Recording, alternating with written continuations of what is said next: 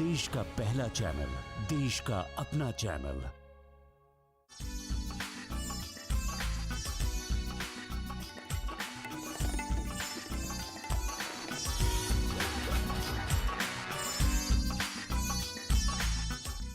फूल, खुशबू, हवा के सारे रंग आज आंचल में मैंने बांधे हैं। अब सिर्फ इंतजार है तेरा ताकि कुछ रंगो बू की बात चले। आदाब नाजरीन, रंग तरंग में आप सभी का खैर मकदम है और आज आपका इंतजार हम खत्म कर रहे हैं क्योंकि आपके लिए इस रंगीन पिटारे में हम हिंदुस्तान की सरजमीन के बहुत ढेर सारे रंग समेट लाए हैं। शुरू करते हैं रंग तरंग आपके साथ, जिसमें सुर है, साज है, रक्स है, मौसीकी है और हिंदुस्तान के बेशकीमती फनून भी। बरसात की बूंदें दिल में प्यार का एहसास जगा देती हैं। ये मौसम है प्यार का, साथ ही साथ 16 सिंगार का और रास लीला का भी। तो सिंगार और रास लीला के इन्हीं रंगों को आइए देखते हैं सोनल मानसिंह की पेशकश कृष्णा में, जहां बड़ी ही खूबसूरती से उन्होंने कृष्ण की रासलीला के अलावा कृष्ण के किरदार के मुख्तलिफ रंगों को पेश किया।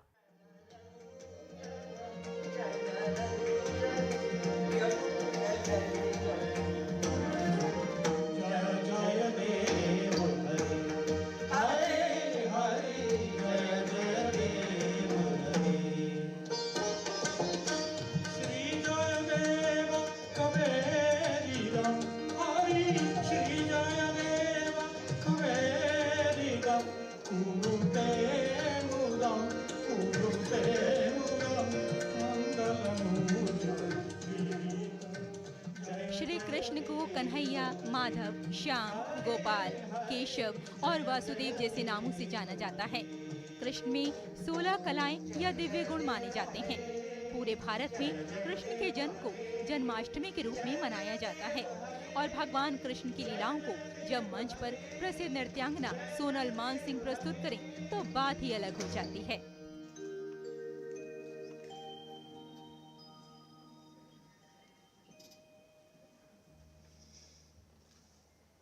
श्री कृष्ण स्वयं पूर्ण पुरुषोत्तम नारायण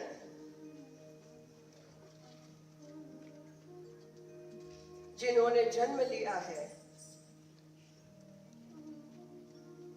गोकुल में, मां यशोदा, पिता नंद बाबा।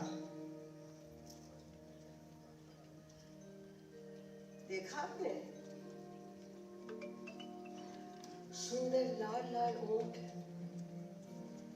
टिमटिमाती आंखें, घुंघराले काले रेशमी बाल और दिन दुगुना रात चौगुना जो बढ़ता है, ऐसा नंदलाल जितना बढ़ता गया उतने ही उधम भी तो बढ़ते गए। कहते हैं कि थोड़ा चलना आया तो डर बढ़ करके गोपियों के घर में घुस जाना और दूध दही माखन की मटकियां तोड़ना। पहुंच तो सकते नहीं तो कहीं से उठाया कंकड़ और मारा। कभी छोटी सी गुले लेके मारी, कभी मित्रों को बुला के एक के ऊपर एक कंधों पे चढ़ के उतार के तोड़ी।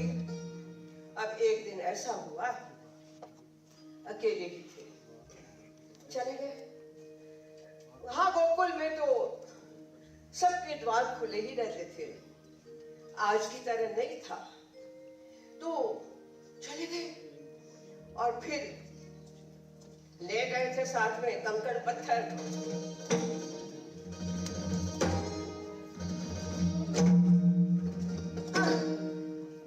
धड़ धड़ धड़ धड़ धड़ बैठ गए और बैठ के लबालब खाने लगे। आहा, आपने वो देखा ना हो तो अपनी कल्पना की आंखों के सामने देखिए। उतने में गोपी आ गई। और गोपी देख रही है। अच्छा, ये कार्यक्रम ह्यूमन टच फाउंडेशन की ओर से दिल्ली के इंडिया हैबिटेट सेंटर में कृष्ण नाट्य कथा के विषय पर प्रस्तुत किया गया। श्री कृष्ण पद्म भूषण सोनल मानसिंह एक भारतीय शास्त्रीय नृत्यांगना और भरतनाट्यम और ओडिसी नृत्य शैली की गुरु हैं। साथ ही अन्य भारतीय शास्त्रीय नृत्य शैली में भी कुशल हैं। कृष्ण स्वयं ब्रह्मन है, कृष्ण स्वयं भगवान है। तो जब किशोर अवस्था के कृष्ण और बलराम आए तो अक्रूर ने आंखें मली। क्या यही है? उनके मन में ऐसा विचार उठा और उठते ही उनकी आंखों के सामने अंधेरा छा गया।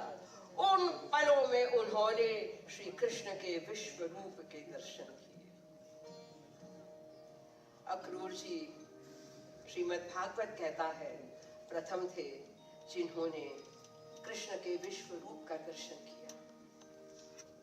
अक्रूर ने बहुत सम्मान से हाथ भगवान कृष्ण अर्जुन से कहते हैं, कर्म ही पूजा है, कर्म ही भक्ति है, इसलिए कर्म को पूरे मन से करना चाहिए। और सोनल मानसिंह की नाट्य कथा प्रस्तुति उनके इसी जज्बे को करीब से देखने का मौका देती है। शायद इसीलिए कहा जा सकता है कि भरतनाट्यम और उड़ीसी पर गहरी पकड़ रखने वाली सोनल मानसिंह मात्र एक नृत्यांगना नहीं बल्कि प्रेरणा है। गोपियां दौड़ी हैं पीछे, देख रही हैं, जब तक धूल उड़नी बंद हो गई। अचानक हाय हाय कृष्ण, हाय कृष्ण, हाय कृष्ण, हाय कृष्ण बोली जाओ जीवन हाय कृष्ण, हाय कृष्ण बोली जाओ जीवन का खनकारिया बनमाड़िया नील रतन। हाय कृष्ण बोली जाऊं जीवन का खनकारिया बनमाड़िया नील रतन। तार बिना मुई नहीं रखीबी, तार बिना मुई नहीं रखीबी, नसीब पुराण गा।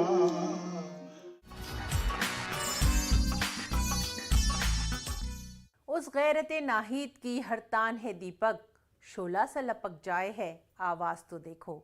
और जब यही आवाज शोले की तरह लपकती है बरसात की फुहार में, तो जैसे सावन में आग लग जाती है।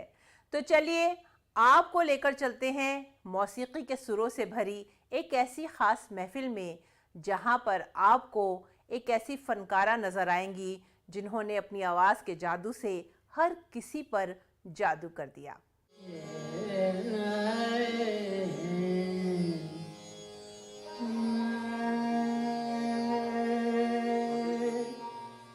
अपनी सुर लहरियों से सभी को भिगोती ये है बनारस घराने की मशहूर गायिका विदुषी सुनंदा शर्मा, जिन्होंने हाल ही में राजधानी दिल्ली में प्रस्तुत किया बूंदन फुहार नामक एक मनमोहक संगीत कार्यक्रम।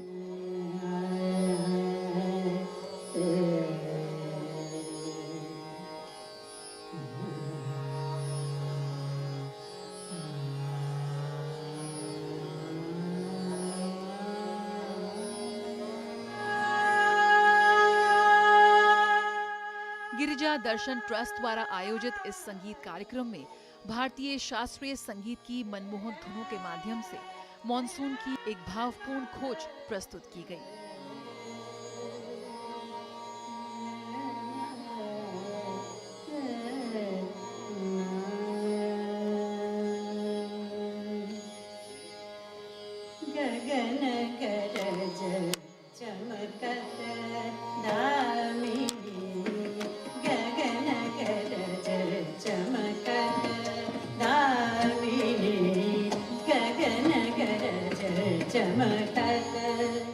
इस संगीत कार्यक्रम में हारमोनियम पर पंडित विनय मिश्रा, तबले पर पंडित मिथिलेश कुमार झा और सारंगी पर यू गुलाम अली सहित संगीतकारों का एक शानदार समूह शामिल था।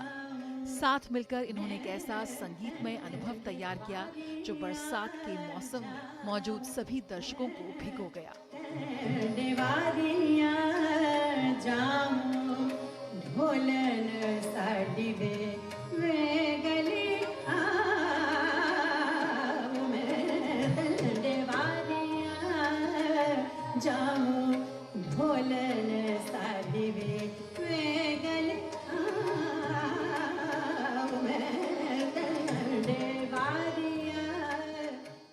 जम्मू और कश्मीर के उपराज्यपाल मनोज सिन्हा ने इस कार्यक्रम में मुख्य अतिथि के रूप में शिरकत की।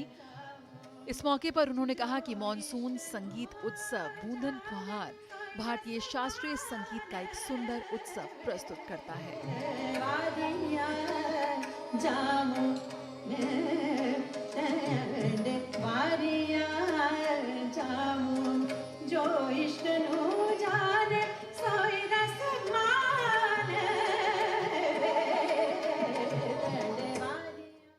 मानसून के इस उत्सव में बूंदन फुहार का आयोजन वास्तव में कला संगीत के सुव्यापकता का उत्सव है और हम कह सकते हैं कि इसका भाव कुछ ऐसा ही है जैसा कबीर दास जी ने कहा था कि समुद्र समाना बूंद में बूझे बिरला कोई। पीढ़ियों तक फैली संगीत परंपरा के साथ सुनंदा अपनी भावपूर्ण प्रस्तुतियों से दुनिया भर के दर्शकों को मंत्रमुग्ध कर चुकी हैं।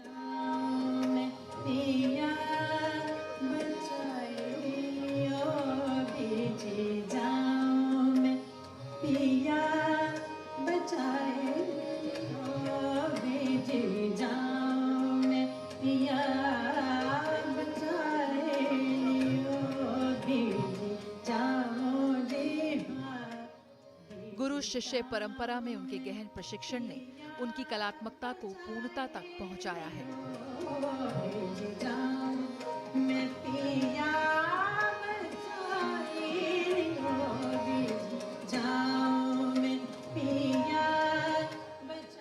इस कार्यक्रम के जरिए संगीत के जादू के माध्यम से मॉनसून के सार को पकड़ने का प्रयास किया गया।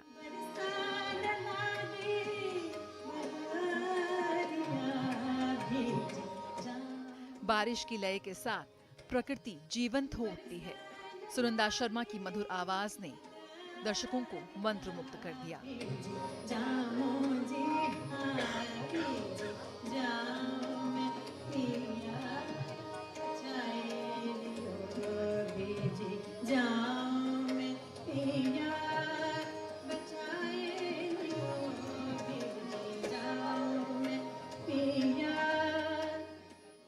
पद्म विभूषण महान गायिका गिरिजा देवी की शिष्या सुनंदा शर्मा के सुरों से सजी ये शाम यकीनन लंबे समय तक लोगों के लिए यादगार रहेगी।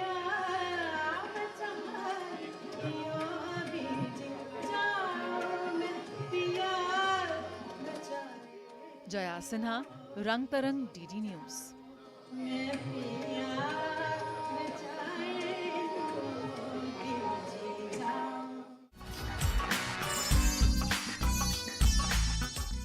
जिंदगी के दौड़ते भागते जीते जागते लम्हे कब वक्त के साथ कहीं खो जाते हैं, छुप जाते हैं, पता ही नहीं चलता। अगर हम इन्हें फिर से जीना चाहें तो हम उन पलों को याद करते हैं, लेकिन एक ऐसा जादुई पिटारा भी है जो इन पलों को हमारे लिए फिर से जिंदा कर देता है। मैं बात कर रही हूँ कैमरे की। कैमरे का शटर अपने अंदर हमारी ज़िंदगी की खुशियों को कैद कर लेता है और ये खुशियाँ हमेशा के लिए अमर हो जाती हैं। तो आइए आपको लेकर चलते हैं जाने माने फोटोग्राफर ओपी शर्मा जी की इस खास एग्जीबिशन में, जिनमें आपको 60 साल का सफ़र नज़र आएगा। कुछ ऐसी शख्सियात नज़र आएंगी जिनकी ज़िंदगी के सफ़र को उन्होंने अपने कैमरे के ज़रिए कैद किया है। उपमहाद्वीप में एनालॉग फोटोग्राफी के आधुनिक मास्टर ओपी शर्मा की कला और उनकी विरासत को समर्पित एक बेहद खूबसूरत प्रदर्शनी का आयोजन किया गया राजधानी दिल्ली के त्रिवेणी कला संगम में। अलकाजी फाउंडेशन द्वारा आयोजित इस प्रदर्शनी के जरिए इस महान कलाकार को नमन किया गया। प्रदर्शनी में उनके संग्रह से 150 से अधिक विंटेज प्रिंट पहली बार देखने को मिले। कई चित्र दिल्ली के मॉडर्न स्कूल में आजादी के बाद के शुरुआती डार्क रूम्स में तैयार किए गए थे, जहां ओपी शर्मा ने 1958 से 2000 तक फोटोग्राफी सिखाई और बाद में त्रिवेणी कला संगम में उन्होंने निर्देशन किया। प्रायोगिक प्रक्रियाओं के माध्यम से उत्पन्न प्रभाव, कोलाज, मल्टीपल एक्सपोजर, फोटोग्राम और सौरीकरण का। इस प्रदर्शनी के उद्घाटन के मौके पर खुद ओपी शर्मा ने शिरकत की। एक लंबे अरसे के बाद ओपी शर्मा को अपने बीच पाकर दर्शकों और उनके शिष्यों के बीच में खासा उत्साह नजर आया। यकीनन उम्र के इस पड़ाव पर भी ओपी शर्मा के जोश में जरा भी फर्क नहीं है। मैं बहुत ज़्यादा खींचने वाला बनाने वाला तस्वीर नहीं हूँ, क्योंकि मेरे मानना ये है कि जब आप शटर प्रेस करते हैं तो आपके दिमाग में तस्वीर बैठती है कि कैसी बनेगी, और वो बनाना पर टाइम लगता है। तो मैं बड़ा स्लो मेरा रहा, लेकिन फिर भी मेरे ख्याल से कम 4-5 हज़ार तो प्रिंट मैंने बनाए।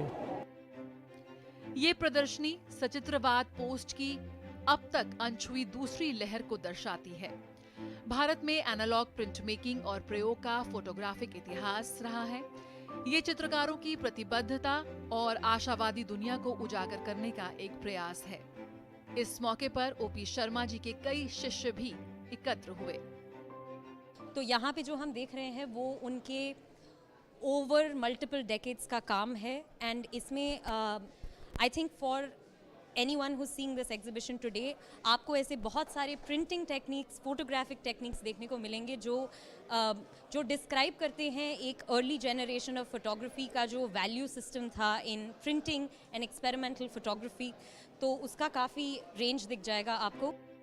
ओपी शर्मा के माध्यम से प्रदर्शनी 1947 के बाद चित्रात्मकता की अब तक अज्ञात दूसरी लहर का चित्रण करती है। ये शो एक कलाकार की विरासत के साथ साथ भारत में एनालॉग प्रिंट मेकिंग और प्रयोग के एक विस्तृत फोटोग्राफिक इतिहास का प्रारंभिक उत्खनन है, जिसमें फोटो क्लब और सैलून का विकास भी दिखाया गया है। क्षेत्रीय और विश्व फोटोग्राफी में एक समृद्ध योगदान, ललित कला और वृत्त चित्र, चित्रांकन सहित एक समर्पित व्यवसायी, संग्रहकर्ता और शिक्षक शर्मा की विश्वव्यापी कृति हमें फोटोग्राफिक अभ्यास के संस्थागत परिदृश्य को आकार देने में एक व्यक्ति की महत्वपूर्ण भूमिका का पुनर्मूल्यांकन करने के लिए प्रेरित करती है। रंग तरंग के लिए सादिया की रिपोर्ट।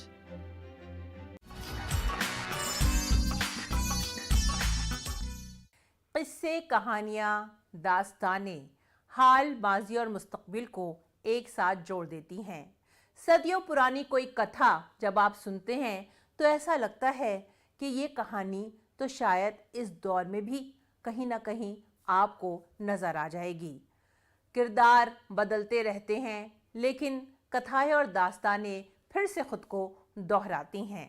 तो आइए आपको लेकर चलते हैं NSD के इस रंग मंडल में, जहां पर अभिज्ञान शकुंतलम को बड़ी ही खूबसूरती के साथ पेश किया गया। रसेति इति रस, रस वह है जिसका आस्वादन किया जा सके। जब भी रस की बात होती है तो बात होती है नाट्य की। नाट्य की जब बात होती है तो बात होती है भरत मुनि की। भरत मुनि ने अपने नाट्य शास्त्र में रस के विभिन्न प्रकारों को बताया है। मौजूद है हम राष्ट्रीय नाट्य विद्यालय NSD में। NSD मना रहा है हीरक जयंती यानी रंगमंडल के 60 वर्ष। यहाँ पे अनेक नाटकों का मंचन किया जा रहा है, जिसमें कि आज मंचन है अभिज्ञान शाकुंतलम का। अभिज्ञान शाकुंतलम जिसको कि विश्व ने अनेक नामों से पुकारा। कहीं के रचनाकारों ने इसको अद्भुत कहा तो कहीं के रचनाकारों ने अलौकिक। आज हम देखेंगे कि कालिदास के इस नाटक का रंगमंच में मंचन 2024 यानी 21वीं शताब्दी के दौर में किस प्रकार हो रहा है। आइए चलते हैं आज के इस कार्यक्रम में। राष्ट्रीय नाट्य विद्यालय अपने रंग मंडल की स्थापना का 60 वर्ष बड़ी धूमधाम से मना रहा है। इसी श्रृंखला में राष्ट्रीय नाट्य विद्यालय ने कालिदास की अमर कृति अभिज्ञान शकुंतलम का अद्भुत मंचन प्रस्तुत किया। इस नाटक का मंचन NSD के अभिमंच में हुआ, जो दर्शकों से खचाखच भरा था। अभिज्ञान शकुंतलम को देखने अलग अलग उम्र के लोग आए थे। अभिज्ञान शकुंतलम जो है एक भारत के लिए एक बहुत कालिदास का लिखा हुआ नाटक है। ये भारतीय संस्कृति का एक बहुत उच्च उदाहरण है। अभिज्ञान शकुंतलम मतलब हमारे ऐसे हिस्ट्री से जुड़ा हुआ प्ले है और काफ़ी इंटरेस्टिंग प्ले है, सो इसलिए हम आए हैं यहाँ पे इसको देखने के लिए अपने फ्रेंड्स के साथ। नाटक के निर्देशन का श्रेय जानी मानी निर्देशक विदुषी रीता गांगुली को जाता है, जिन्होंने इस शास्त्रीय कृति को समकालीन दृष्टिकोण से प्रस्तुत किया। अभिनय, संगीत, वेशभूषा और सेट डिजाइन सभी पहलुओं में उत्कृष्टता का प्रदर्शन किया। रंगमंडल के अध्यक्ष राजेश सिंह ने 60 वर्ष पूरे होने को एक बड़ी उपलब्धि के रूप में बताया। उन्होंने अभिज्ञान शकुंतलम के मंचन को लेकर लोगों के उत्साह को सराहा। रंगमंडल जो 1964 में शुरू हुआ 4 कलाकारों के साथ, आज वो अपने 60 साल के सफ़र को पूरा कर रहा है और सिर्फ देश ही नहीं विदेश में भी अपने कीर्तिमान स्थापित किया है और अपनी दिन प्रतिदिन गुणवत्ता को बरकरार रखा है और बढ़ाया जा रहा है। तो जाहिर सी बात है, ये सिर्फ मेरे लिए ही नहीं, सभी रंगकर्मियों के लिए, सभी देशवासियों के लिए गर्व की बात है। नाटक भारतीय रंगमंच की समृद्धि और विरासत का एक उत्कृष्ट उदाहरण है। एनएसडी ने इस नाटक के माध्यम से दर्शकों को भारतीय संस्कृति और साहित्य से परिचित कराया है। अन्य नाटक एनएसडी के रंगशाला में कुछ और दिनों तक प्रदर्शित किए जाएंगे, जिसमें ऐतिहासिक ताजमहल का टेंडर शामिल है। फिजा गूंज रही है, ढोल नगाड़ों से महक आ रही है मीठे मीठे मोदक की और चेहरे पर है अलग ही जोशो खरोश। जी हाँ, सही समझ रहे हैं आप, मैं बात कर रही हूँ गणेश उत्सव की। तो चलिए राजधानी दिल्ली के महाराष्ट्र सदन, जहां पर गणेश उत्सव बड़ी ही धूमधाम के साथ मनाया गया।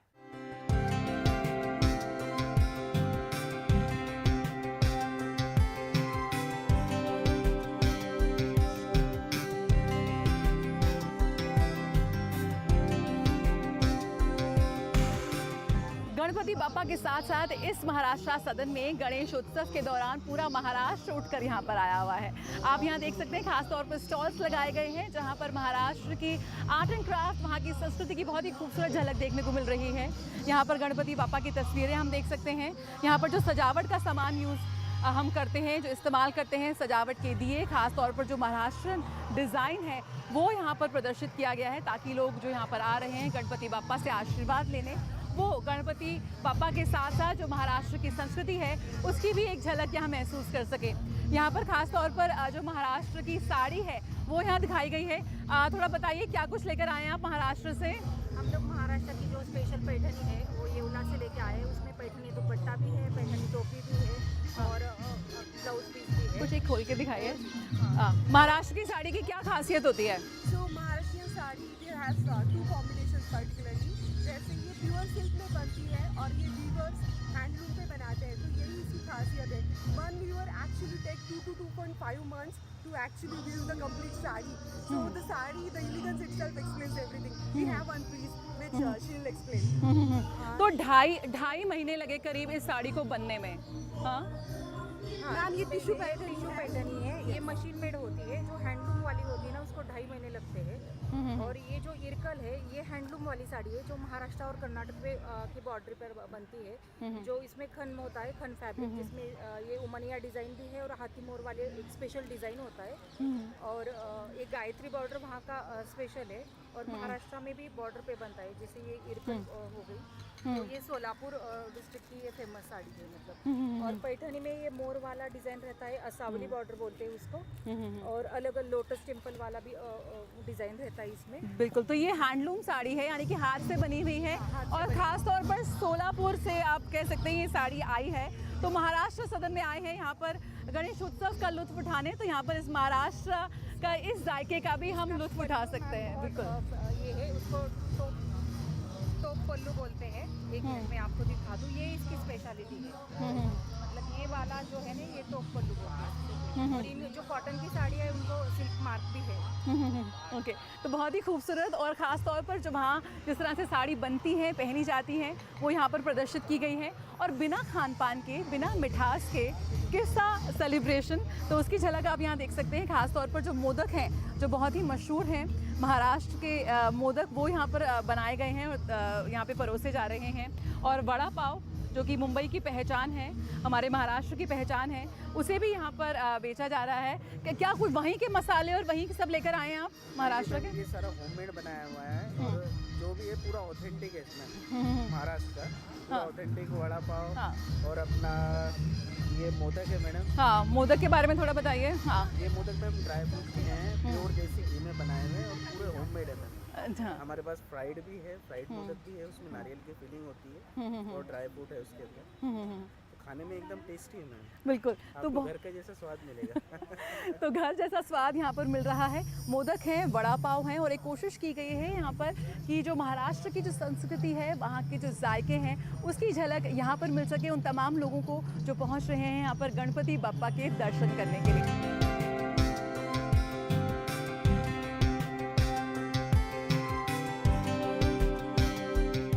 जिंदगी जिंदा दिली का नाम है। मुर्दा दिल क्या खाक जिया करते हैं? जब तक दिल जिंदा है, चेहरे पर मुस्कुराहट है और जिस्म में हरारत है, कुव्वत है आगे बढ़ने की। तो आगे बढ़िए, मुस्कुराइए और दूसरों को भी तरकीब दीजिए। जी हाँ, अगले हफ्ते इसी वक्त इसी चैनल पर फिर मिलेंगे आपसे एक नए एपिसोड के साथ और ले आएंगे बहुत ढेर सारे रंग अपनी इस रंगीन सी पोटली में सिर्फ आपके लिए। इजाजत दीजिए, आदाब।